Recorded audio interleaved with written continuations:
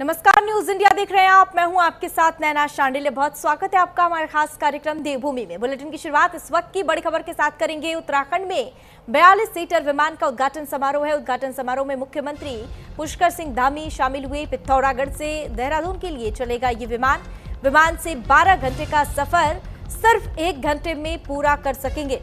नैनी सैनी हवाई पट्टी से शुरू होगी विमान सेवा। देहरादून पिथौरागढ़ मार्ग पर अलायंस एयर की ओर से संचालित 42 सीटों वाली उड़ान सेवा के उद्घाटन समारोह का आयोजन किया गया, जिसमें मुख्यमंत्री पुष्कर सिंह धामी शामिल हुए।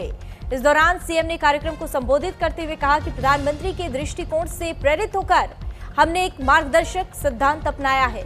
एक बार एक परियोजना शुरू की जाती है, इसे बिना किसी रुकावट के आगे बढ़ना चाहिए और हमने ये जानबूझकर हमें ये कर दिखाया है हमने, और यह जानकर बहुत खुशी हो रही है कि देहरादून पिथौरागढ़ को जोड़ने वाली 42 सीटों वाली उड़ान सेवा वर्तमान में चालू है और यह पहल निस्संदेह क्षेत्र की स्थानीय अर्थव्यवस्था को मजबूत करने में अभूतपूर्व सहायता प्रदान करेगी। दरअसल पिथौरागढ़ के नैनी सैनी हवाई पट्टी से देहरादून के लिए 42 सीटर विमान सेवा शुरू हो गई है। अलायंस एयर के इस विमान को मुख्यमंत्री पुष्कर सिंह धामी ने हरी झंडी दिखाकर रवाना किया है। इस हवाई सेवा के शुरू होने से 12 से 14 घंटे का सफर अब मात्र 1 घंटे में सिमट जाएगा। 42 सीटर विमान होने से न केवल अधिक यात्रियों को लाभ मिलेगा, बल्कि क्षेत्र के पर्यटन व्यवसाय को भी नई गति मिलेगी। 42 सीटर क्षमता वाले विमान के साथ सेवा शुरू होने से सीमांत व्यवसायियों को सुगम और सुरक्षित हवाई सफर का विकल्प दोबारा मिलेगा। अलायंस एयर की पिथौरागढ़ और दिल्ली के बीच भी 42 सीटर विमान सेवा संचालित है। कोई भी कार्य यदि हमारा शुरू होता है तो फिर वो अनवरत रूप से चलता है, यानी जब तक वह उसका उद्देश्य पूरा नहीं हो जाता है तब तक वो चलता रहे। आज ये बड़ी खुशी की बात है कि 42 सीटर सेवा पिथौरागढ़ देहरादून और देहरादून से पिथौरागढ़ के लिए चल रही है और आज से प्रारंभ होने वाली सेवा ये हमारे लिए बहुत अत्यंत महत्वपूर्ण सेवा है, क्योंकि इसके प्रारंभ होने से पिथौरागढ़ से देहरादून और देहरादून से पिथौरागढ़ ये परस्पर ये शहर एक दूसरे से जुड़ जाएंगे और इसकी जो दूरी है 14 घंटे 15 घंटे का लंबा सफर, ये सफर बहुत छोटा हो जाएगा और इससे निश्चित रूप से वहाँ की स्थानीय अर्थव्यवस्था को भी मजबूत बनाने में बहुत अभूतपूर्व रूप से सहायता मिलेगी।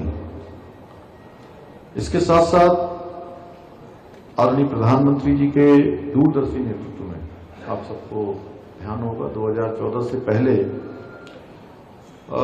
देश में जितने भी हवाई अड्डों का निर्माण हुआ है उनकी संख्या आजादी के बाद के 65 वर्षों में बने हवाई अड्डों से दुगनी हो गई है। यानी कि इस कालखंड में पिछले 11 वर्षों में अभूतपूर्व रूप से हवाई अड्डों का निर्माण हुआ है। आज जहां एक और civil aviation infrastructure development fund के माध्यम से छोटे शहरों में हवाई अड्डों के विकास के लिए वित्तीय सहायता दी जा रही है, उनको मजबूत किया जा रहा है, इंफ्रास्ट्रक्चर खड़ा किया जा रहा है।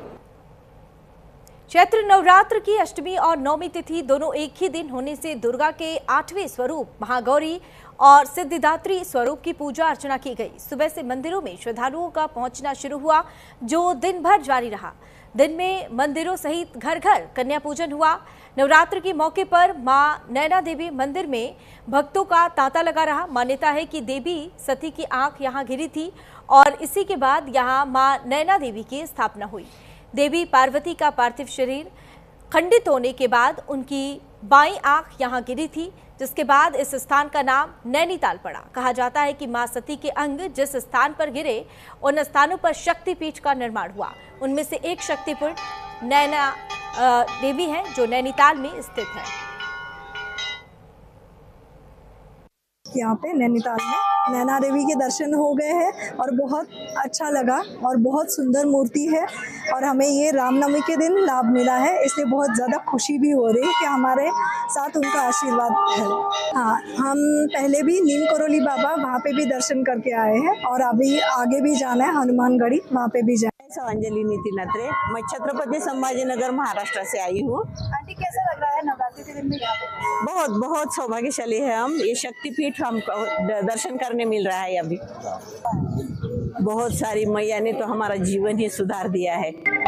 हम लोग बहुत दिन से हम लोग ट्राई कर रहे थे लेकिन नहीं आ पाए। आज नवमी के दिन हम लोग आए हैं दर्शन करने के लिए, बहुत अच्छा लगा, बहुत अच्छा लगा प्लेटफॉर्म को। हाँ, पहले आए हैं लेकिन वाइफ मेरी पहली बार आई है तो इनको घुमाने के लिए पहली बार आए। अभी नई नई शादी हुई है तो हम गए घुमा दे। उत्तर भारत के प्रसिद्ध और ऐतिहासिक चैती मेले में आस्था का ऐसा सैलाब उमड़ा कि काशीपुर की हर राह भक्तिमय हो गई, जहां पौराणिक परंपराओं का निर्वहन करते हुए मां बाल सुंदरी का डोला नगर मंदिर से प्रस्थान कर अब चैती मंदिर में विधिवत विराजमान हो चुका है। इस भव्य यात्रा की शुरुआत 19 मार्च को विधि विधान के साथ हुई थी, लेकिन असली उत्साह अष्टमी के दिन देखने को मिला, जब श्रद्धालुओं की मौजूदगी में मां का डोला जयकारों के साथ चैती मंदिर के लिए रवाना हुआ। वहीं मंदिर के कपाट खुलते ही भक्तों ने मां को प्रसाद अर्पित करना शुरू कर दिया और लगातार दर्शनों का सिलसिला जारी है, जिससे पूरा मेला क्षेत्र मां के जयकारों से गुंजायमान हो उठा है। और वहीं प्रशासन के साथ ही मंदिर समिति ने श्रद्धालुओं की भारी भीड़ को देखते हुए सुरक्षा के कड़े इंतजाम किए हैं, ताकि दूर दूर से आने वाले भक्त सुगमता से मां के दर्शन कर सके और इस ऐतिहासिक सांस्कृतिक धरोहर का हिस्सा बन सके।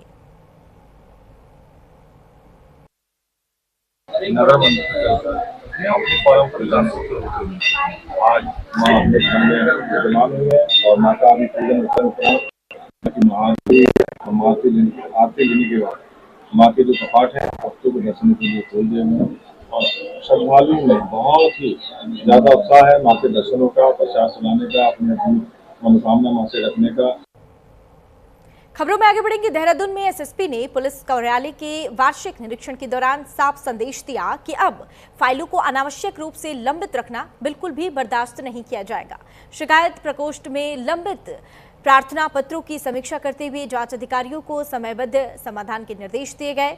वहीं बार बार रिमाइंडर के बाद भी ढिलाई बरतने वालों के खिलाफ विभागीय कार्रवाई की चेतावनी भी दी गई है। निरीक्षण के दौरान फरियादियों से सीधे संवाद कर संबंधित अधिकारियों को मौके पर ही शिकायतों के समाधान के आदेश दिए गए। साथ ही आपको बता दें कि भवन शाखा में 50 साल से ज्यादा पुराने पुलिस भवनों का सुरक्षा ऑडिट कराने और जर्जर भवनों के ध्वस्तीकरण के लिए प्रस्ताव तैयार करने के आदेश भी दिए गए हैं, जिससे पुलिस सिस्टम को और ज्यादा चुस्त दुरुस्त बनाया जा सके।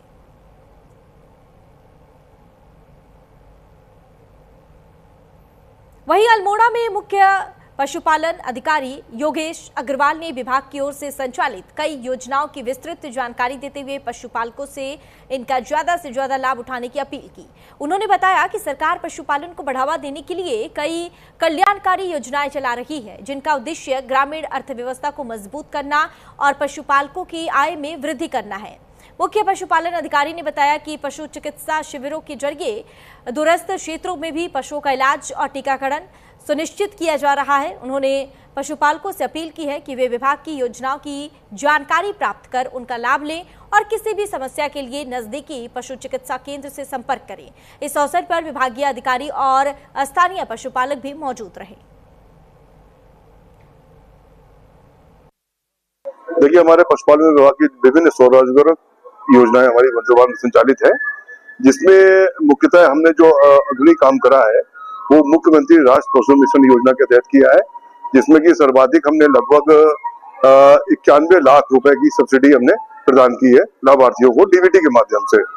और इसमें जैसा कि विदित है कि विभिन्न मदों में हम लोग बैंकों के माध्यम से ऋण दिलवाते हैं, जिसमें 10 गायों के लिए, भैंसों के लिए, मुर्गियों के लिए, बकरियों के लिए, खच्चर के लिए इसमें लोन मिलता है। वर्ष 2022 से मैंने एक पहाड़ी ग्वाले नाम से पशुपालन शुरू किया। तो पर्वतीय क्षेत्रों में जो सबसे बड़ी समस्या आई वो आई पशुओं का चारा। तो मुख्यमंत्री घसियारी कल्याण योजना जो सहकारिता विभाग द्वारा संचालित है, उसके माध्यम से जो साइलेज उपलब्ध कराया जा रहा है वो एक सबसे बड़ा सहयोग था सरकार का। और अगर मैं वर्तमान में बात करूं तो मुख्यमंत्री जनधन मिशन जो एक योजना चलाई जा रही है SLM नाम से, उससे भी लाभ मिल रहा है। खबरों में आगे बढ़ेंगे। उत्तराखंड में कैबिनेट मंत्रिमंडल के विस्तार में रुड़की से तीसरी बार के विधायक प्रदीप बन्ना को परिवहन मंत्री बनाया गया है। वहीं न्यूज इंडिया के संवाददाता प्रवेश राय ने कैबिनेट मंत्री प्रदीप बत्रा से खास बातचीत की। इस दौरान प्रदीप बत्रा ने कहा कि वह सबसे पहले अपने केंद्रीय नेतृत्व और मुख्यमंत्री पुष्कर सिंह धामी का आभार व्यक्त करते हैं, जिन्होंने उन पर विश्वास जताते हुए ये जिम्मेदारी सौंपी है। उन्होंने बताया कि पद संभालने के बाद से ही वह लगातार बैठकों के माध्यम से विभागीय अधिकारियों से सुझाव ले रहे हैं ताकि परिवहन विभाग को और बेहतर बनाया जा सके। और क्या कुछ कहा उन्होंने, सुनिए। उत्तराखंड में कैबिनेट में मंत्रिमंडल विस्तार के बाद कहीं ना कहीं आप समझ रहे होंगे कि चर्चाओं के केंद्र में रहे हैं प्रदीप बत्रा। प्रदीप बत्रा जी के ऑफिस पे हैं, बातचीत करेंगे। रुड़की में कई दिनों बाद आज मिले हैं, इनसे पूछेंगे आप परिवहन मंत्री बने हैं, किस तरीके से देखते हैं और किस तरीके से परिवहन को फायदे में लेकर आएंगे, और अभी तक क्या है परिवहन का बजट। सबसे पहले तो शुक्रिया अदा करता हूँ अपने केंद्रीय नेतृत्व का, संगठन का, माननीय मुख्यमंत्री पुष्कर सिंह धामी जी का, जिन्होंने मुझे जिम्मेदारी दी और मुझे पे भरोसा जताया और ये प्यार दिया, और इस प्यार का कर्ज मैं सेवा के रूप में चुकाऊंगा। और मैं लगातार जिस दिन से मुझे पद मिला है, जिम्मेदारी मिली है, उस दिन से लगातार बैठक कर रहा हूँ, लगातार सबके संपर्क में हूँ, सबसे सुझाव ले रहा हूँ कैसे हम अपने विभाग को बेहतर कर सकते हैं, कैसे हम चारधाम यात्रा कुशल, सरल और सफल कर सकते हैं। इन सब पे चर्चा चल रही है, विभागीय बैठक हो चुकी है, बहुत जल्दी चीजें आपको धरातल पर नजर आएंगी। बत्रा जी, अभी तक आपके हिसाब से जो परिवहन का बजट है, या फिर परिवहन फायदे में चल रहा है या नुकसान में चल रहा है, किस तरीके से देखते हैं आप। ये निगम में थोड़ा हमें जरूर घाटा है जो बसें रूट की, बाकी जो हमारा दूसरा डिपार्टमेंट है परिवहन का, वो हमेशा बेनिफिट में रहता है। तो कोशिश करेंगे कि उत्तराखंड में जो है पूरा विभाग हमारा जो है प्रॉफिट में रहे। और चारधाम यात्रा के लिए हम लोगों ने रूपरेखा बना ली है और बहुत जल्दी ग्रीन कार्ड के लिए हम लोग शुरू करने जा रहे हैं, जिससे यात्री जो बाहर से आए उसको एक ही बार डॉक्यूमेंट चेक कराने पड़े, बार बार जगह जगह जाके जो है वो डॉक्यूमेंट्स ना दिखाने पड़े, और कई सारी चीजें जो हम लोग नहीं लेकर आ रहे हैं जिससे कि यात्रियों को सुविधा हो। आप परिवहन मंत्री हैं, आप मानते हैं कि हरिद्वार कहीं ना कहीं पूरे देश और पूरी दुनिया में जाना जाता है। आप समझ सकते हैं कि हरिद्वार से पूरे देश के लिए कहीं ना कहीं बसें भी चलती हैं। जो सबसे बड़ी जो दिक्कत है लोगों के सामने ये आती है कि प्राइवेट की बसों का जो किराया है वो 300 रुपए है। अगर दिल्ली की बात की जाए तो इसी में वो लेकर के जाते हैं, न्यूगो है और भी ऐसी कई सारी प्राइवेट कंपनियां हैं। लेकिन अगर सरकारी बसों की बात की जाए वहीं पे लगभग 450 रुपए, 380-385 रुपए किराया है। बसों की हालत वैसी है, तो अब इसको किस तरीके से ठीक करेंगे, या फिर प्राइवेट बसों के लिए किस तरीके से देखेंगे, बंद की जाएंगी, या फिर ऐसी क्या रूपरेखा तैयार हो जाएगी, या फिर बसों का किराया कम किया जाएगा। क्योंकि आप समझ सकते हैं कि कहीं ना कहीं बहुत बड़ी दिक्कतों का सामना माना जा रहा है कि जो राज्य के नुकसान हो रहा है इसमें। ये लॉन्ग रूट की बसेज अभी बहुत कम चल रही है यहाँ से, और बसेस की हालत भी अच्छी नहीं है, तो हम लोग नई बसेस खरीदने के लिए केंद्रीय मंत्री ने संपर्क किया है और हम लोगों ने वहाँ लिख के दिया है कि हमें 100 के लगभग बसें इलेक्ट्रॉनिक दी जाए, जिससे हम पॉल्यूशन फ्री और गो ग्रीन की तरफ हम लोग बढ़ सकें। और जो वॉल्वो हैं और हमारी डिलक्स बसेस हैं या हमारे स्लीपर्स हैं, उनके लिए हम लोग अनुबंध करेंगे प्राइवेट से, वो लोग बसेस चलाएं, और जो अनुबंध होगा सरकार से उसके लिए लोगों को सहूलियत मिले, और किराया सब कंट्रोल में रहेगा, किराया सब सरकार तय करेगी, हमारा विभाग तय करेगा, और कम से कम में अच्छी सेवा जनता को दी जाए, ऐसा हमारा उद्देश्य है। बत्रा जी, आपसे उम्मीद पूरे कहीं ना कहीं राज्य ने लगाई है, क्या आपसे मैं एक निजी सवाल पूछ सकता हूँ? हाँ जरूर। आपने आखिरी बार बस में कब सफर किया था? हैं? आपने आखिरी बार सफर कब किया था बस में? मैं करता रहता हूँ बस में सफर। सरकारी बस में कब सफर किया था? सरकारी बस में हरिद्वार तो मैं कई बार जाता हूँ, मुझे वहां से ट्रेन पकड़नी होती है तो मैं रात को कई बार बस बैठ के चला जाता हूँ, तो मेरा कुछ ऐसा नहीं, मैं गाड़ी भी खुद ड्राइव करता हूँ अपनी। क्या मानते हैं कि बसों की हालत आपने देखी है, और कहीं ना कहीं आप बसों की हालत, चलिए आप दिल्ली की बात करें, जब यहाँ से सरकारी बस में जब ग्राहक दिल्ली बैठकर जाते हैं तो जो लोग होते हैं जब पहुंचते हैं बीच में जो स्टॉपेज होता है वहां पर भी जो ओवर रेटिंग की बात होती है। आप परिवहन मंत्री हैं, लेकिन कहीं ना कहीं कई बार राज्य की ओर से ये लागू किया गया है कि जो होटल होंगे बीच में उन पर रेट कार्ड छपा रहेगा, लेकिन रेट कार्ड नहीं होता है। ग्राहकों के साथ भी, जो बसों में यात्री होते हैं उनके साथ भी बदतमीजी की जाती है, कहीं भी बस रुके जाती है। लेकिन इसमें किस तरीके से आप सुधार लाने का प्रयास करेंगे? मैंने पहले आपसे कहा, जो हमारी लोकल बसेस चल रही हैं, चाहे मुजफ्फरनगर हो, सहारनपुर हो, जो 50 किलोमीटर के दायरे में है, उनकी हालत अच्छी नहीं है, उनको सुधारा जाएगा। उनके लिए हम लोग अच्छी बसेस, इलेक्ट्रॉनिक बसेस लेके आ रहे हैं, जैसे कि लोगों को फैसिलिटी मिले लोकल बस के लिए भी, और आसपास जितना हमारा जो रिंग रोड है, चाहे हरिद्वार है, ऋषिकेश है, देहरादून है, और अपना जितने भी आसपास के एरियाज है, उनके लिए अच्छी बसेस का हम लोग प्रावधान कर रहे हैं। और बस स्टॉप भी अच्छे बनाए जाएंगे, नए बनाए जाएंगे। अभी देखिए आप चारों तो हमारे स्पॉट रोड्स बनी है, हाईवेज बने हैं, दिल्ली जो एक्सप्रेस वे बनाया कनेक्टिविटी उससे हुई है, तो वहाँ पर हम लोग बस स्टैंड की सुविधा देंगे, जिससे कि लोग बस स्टैंड के अंदर रुके और वहाँ सारी फैसिलिटीज मिले, वहाँ कैंटीन फैसिलिटी मिले, टॉयलेट फैसिलिटीज मिले, और वो मतलब कि कंट्रोल होगा और रेट्स लिस्ट वहाँ पर लगेगी। बाकी होटल से भी मैं अनुरोध करूंगा कि सभी लोग जो यात्रा में आएंगे होटल में अपने रूम्स के रेट्स भी और खाने के रेट्स भी लगाएं, ताकि यात्रियों को अननेसेसरी एक्स्ट्रा चार्जेस ना लें। और मैं सोचता हूँ कि जब भीड़ बढ़ती है तो यात्रियों को असुविधा का सामना ना करना पड़े। आप 13 जनपद के राज्य में रुड़की से निकलकर कैबिनेट मंत्री बने हैं, क्या मानते हैं रुड़की को ऐसी क्या सौगात देंगे जो रुड़की की जनता हमेशा याद रखे? देखिए, रुड़की जनता का प्यार मिला और लगातार मुझे प्यार मिलता रहा, तो रुड़की का एक बहुत बड़ा कर्ज मेरे ऊपर है, तो इस कर्ज को मैं सेवा के रूप में उतारूंगा। जो भी जनता के काम होंगे उसको हम लोग बखूबी करेंगे, और रुड़की के लिए जो भी ट्रांसपोर्ट से लेके काम होंगे, चाहे वो रेड लाइट्स हमारे यहाँ सिग्नल लाइट्स हों, चाहे बस स्टैंड बनने का कार्य हो, पुराना बस स्टैंड का जीर्णोद्धार करना और नई रूट्स की बसें यहाँ पर चलाना, ये सभी कार्य जो है मेरी प्राथमिकता में रहेंगे। रुड़की बस स्टैंड को आप काफी लंबे समय से बाहर हाईवे पर करने की बात कर रहे थे, तो क्या आप रुड़की की जनता ये समझे कि जल्द से जल्द वो बाहर हो जाएगा? रुड़की बस स्टैंड जो है हमारा एक धरोहर है, ऐतिहासिक है। रुड़की बस स्टैंड जो रहेगा यहाँ पर वो प्राइवेट बसेस, लोकल बसेस के लिए रहेगा, और अगर बाहर जरूरत है तो उसमें हमारे जो और विधानसभा आती है, जैसे कलियर है, भगवानपुर है और झबरेड़ा है, उनके लिए एक बस स्टैंड प्रॉपर एक हाईवे बनाया जाएगा, जिससे कि उधर के लोग भी सभी जो उसमें सफर कर सके। ठीक है, ये हमारे साथ रुड़की से विधायक कैबिनेट मंत्री विधायक प्रदीप बत्रा जी हैं। साफ तौर से इन्होंने बताया कि रुड़की की जनता को कहीं ना कहीं काफी जो है लाभ भी मिलेगा, और विधायक से कैबिनेट तक पद तक पहुंचे हैं, तो आप समझ सकते हैं कि कहीं ना कहीं काफी कर्म और काफी जो है इस बार जनता को मिलने वाला है। देखना होगा किस प्रकार से बत्रा जी काम करते हैं, रुड़की की जनता क्या मानती है। न्यूज इंडिया के लिए मैं प्रवेश राय, रुड़की।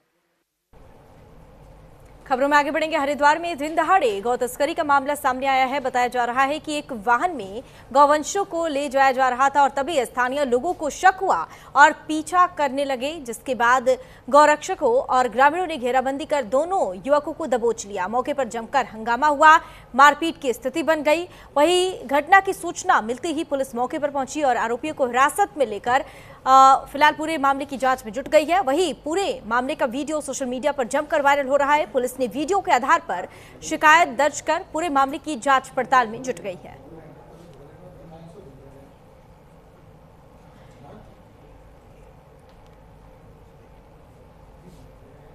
हरिद्वार में तेज रफ्तार ट्रक ने बाइक सवार दंपति को जोरदार टक्कर मार दी, जिसमें महिला की मौके पर ही दर्दनाक मौत हो गई। बताया जा रहा है कि दंपति रुड़की से अपने घर वापस लौट रहे थे, तभी अचानक यह हादसा हो गया।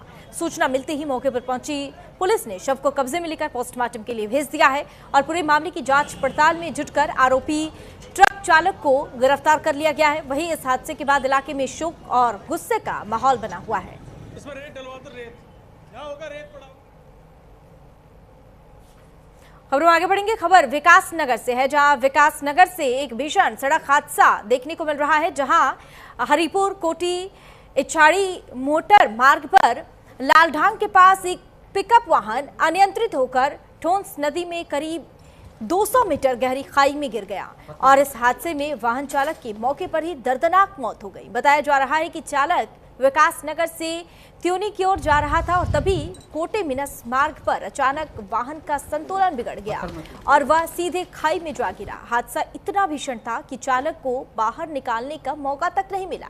आशंका जताई जा रही है कि चालक पूरी रात वाहन में ही फंसा रहा, जिससे उसकी जान चली गई। घटना की जानकारी सुबह प्रशासन को मिली, जिसके बाद पुलिस और डाक पत्थर से एसडीआरएफ की टीम मौके पर पहुंची। रेस्क्यू टीम ने कड़ी मशक्कत के बाद गहरी खाई में उतरकर चालक के शव को बाहर निकाला और पोस्टमार्टम के लिए भेज दिया। फिलहाल पुलिस पूरे मामले की जांच पड़ताल में जुटी हुई है और हादसों के कारण का पता लगाया जा रहा है।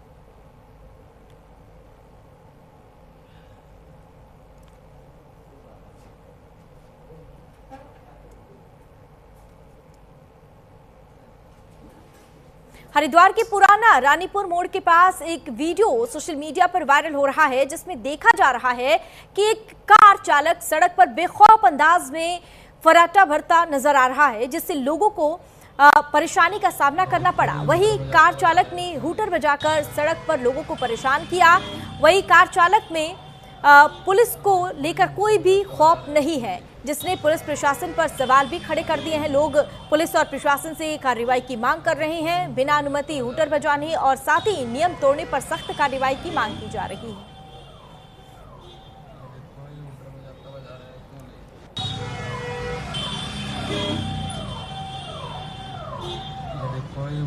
बजा रहा है कौन है?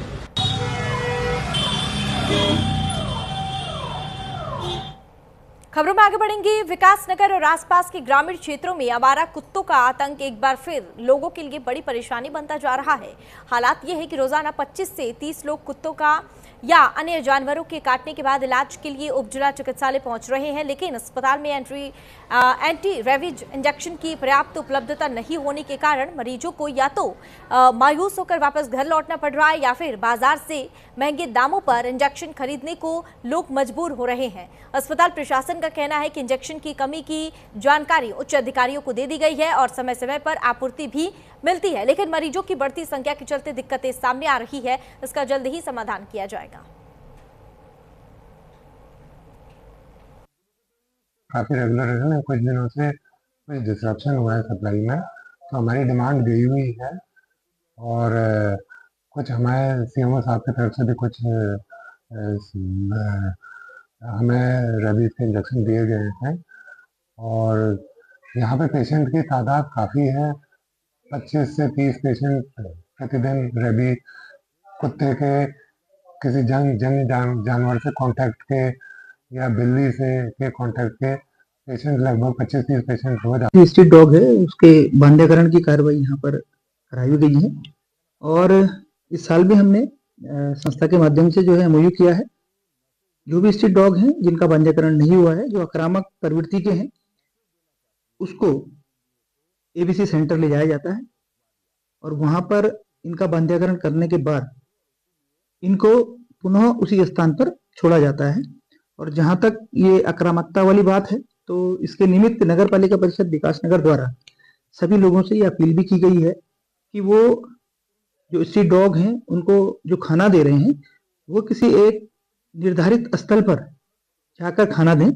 विकासनगर में एक तरफ आवारा कुत्तों का खतरा लगातार बढ़ रहा है, तो वहीं दूसरी ओर अस्पताल में एंटी रेबीज इंजेक्शन की कमी ने लोगों की चिंता और बढ़ा दी है। रोजाना दर्जनों मरीज अस्पताल पहुंच रहे हैं, लेकिन पर्याप्त दवाई न मिलने से उन्हें बाहर से महंगे इंजेक्शन खरीदने पड़ रहे हैं।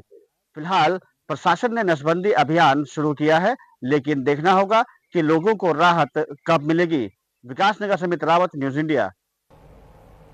हरिद्वार के रिहायशी इलाकों में जंगली हाथियों का आतंक लगातार जारी है, जहां कनखल थाना क्षेत्र का जगजीतपुर इलाका हाथियों की पसंदीदा जगह बन चुका है। लोग डर के साए में जीने को मजबूर हैं, तो वहीं वन विभाग चैन की नींद सोया हुआ है।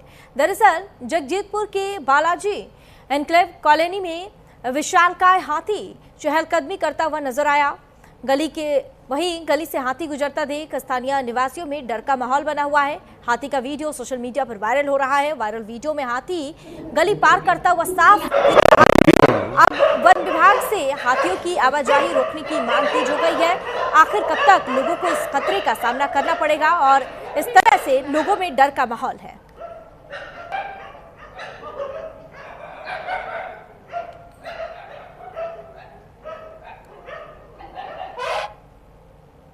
अल्मोड़ा के गोपालधारा मार्ग को दोपहिया वाहनों के लिए बंद किए जाने की प्रस्तावित व्यवस्था के विरोध में स्थानीय युवाओं ने नगर आयुक्त से मुलाकात कर अपनी आपत्ति दर्ज कराई है। इस दौरान युवाओं ने एक ज्ञापन सौंपते हुए मार्ग को पूर्व की भांति सभी के लिए खुला रखने की मांग की है। वहीं युवाओं का ये कहना है कि गोपालधारा मार्ग क्षेत्र का एक प्रमुख संपर्क मार्ग है, जहां से हर दिन बड़ी संख्या में लोग आते जाते हैं। दोपहिया वाहनों पर प्रतिबंध लगाए जाने से आम नागरिकों, छात्रों और कामकाजी लोगों को अनावश्यक परेशानियों का सामना करना पड़ेगा। उन्होंने बताया कि यह मार्ग कई महत्वपूर्ण स्थानों को जोड़ता है, ऐसे में इसे बंद करना जनहित के विपरीत होगा। ज्ञापन के माध्यम से युवाओं ने नगर आयुक्त से मांग की कि किसी भी निर्णय से पहले स्थानीय लोगों की राय जरूर लें। नगर आयुक्त ने युवाओं की बात को गंभीरता से सुनते हुए आश्वासन दिया कि मामले का परीक्षण कर उचित निर्णय लिया जाएगा।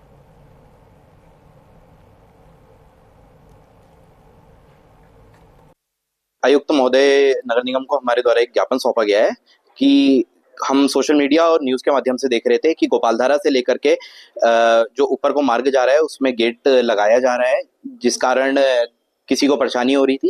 लेकिन हमारे द्वारा यह ज्ञापन दिया गया है कि इससे अतिरिक्त लोगों से परेशानी होगी, क्योंकि कोई अपने बच्चों को स्कूल छोड़ने जाता है और हमारे उधर कोई भी बड़ी गाड़ियां आ नहीं सकती हैं, जो कि मेडिकल फैसिलिटी है। उसके लिए यदि कोई भी परेशानी होती है तो इंसान अपने टू व्हीलर के माध्यम से ही उन लोगों को, मरीजों को अस्पताल तक लेकर के जाता है। और अन्य समस्याएं, कई बुजुर्ग चल नहीं पाते हैं, उनके लिए टू व्हीलर के माध्यम से उनको ले जाया। मौलाना ज्ञात हुआ है सोशल मीडिया के माध्यम से कि शिशु मंदिर के पास जो है वहाँ पर बैरियर लगाया जा रहा है, यानी गेट लगाया जा रहा है, जो कि टू व्हीलर रोकने के लिए करा जा रहा है।